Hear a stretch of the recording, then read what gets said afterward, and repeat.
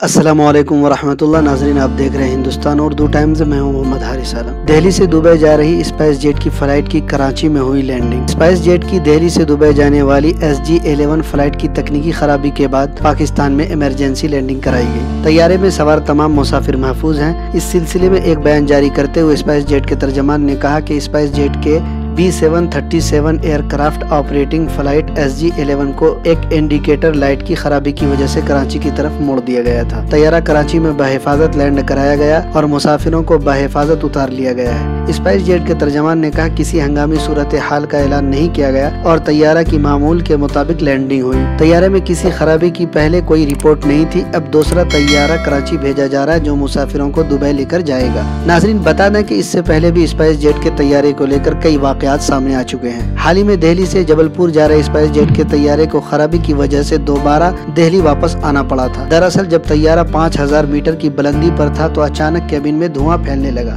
जिसकी वजह से तैयारे की दिल्ली में लैंडिंग करानी पड़ी थी। ताहम कुछ देर बाद मुसाफिरों को दूसरे तैयारे से जबलपुर ले जाया गया। वहीं इस वाकये से पहले भी पटना में स्पाइस जेट का एक तैयारा परिंदे से टकरा गया था, जिसकी वजह से इंजन में आग लग गई थी। उसके बाद तैयारा ने पटना एयरपोर्ट पर इमरजेंसी लैंडिंग की थी। नाजरीन, स्पाइस जेट की पाकिस्तान में इमरजेंसी लैंडिंग पर क्या है आपकी राय, हमें कमेंट बॉक्स में जरूर बताएं। अगर आपने अभी तक हमारे चैनल को सब्सक्राइब नहीं किया है तो कर लें, ताकि ऐसी ही खबरें आप तक पहुंचती रहें।